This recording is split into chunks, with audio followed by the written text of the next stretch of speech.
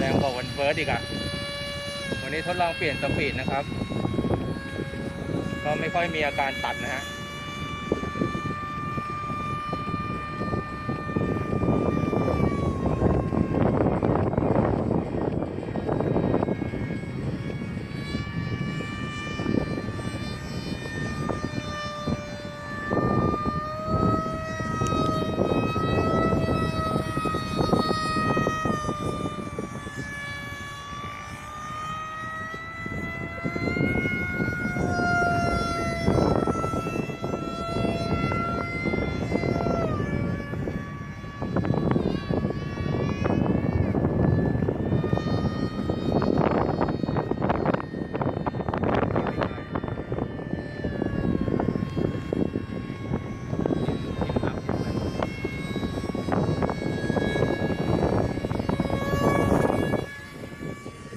ลมแรงมากเลย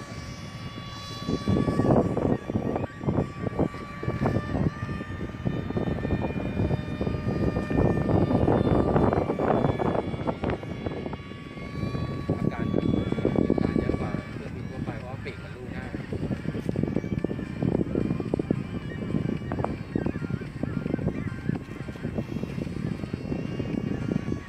โอเคครับจะลงแล้วก็บินได้วันนี้ลมแรงนะลมแรงกว่าวันเฟิร์สอีก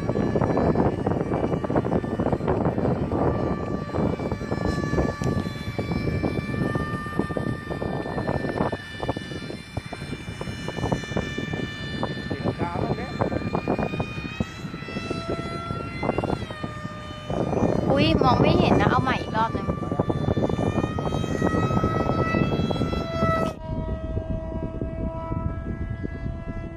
โอเค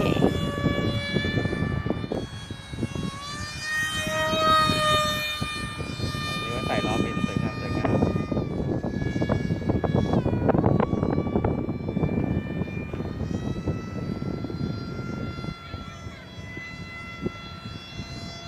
โอเคก็ได้อยู่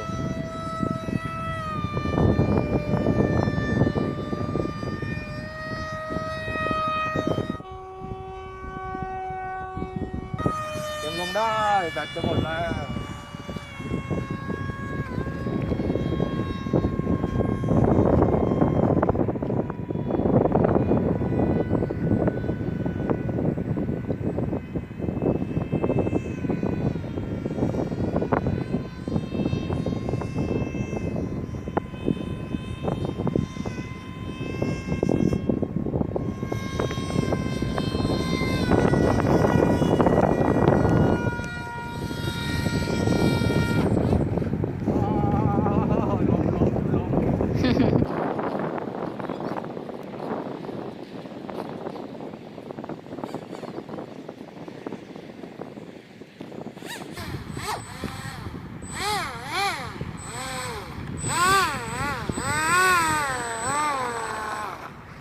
Su47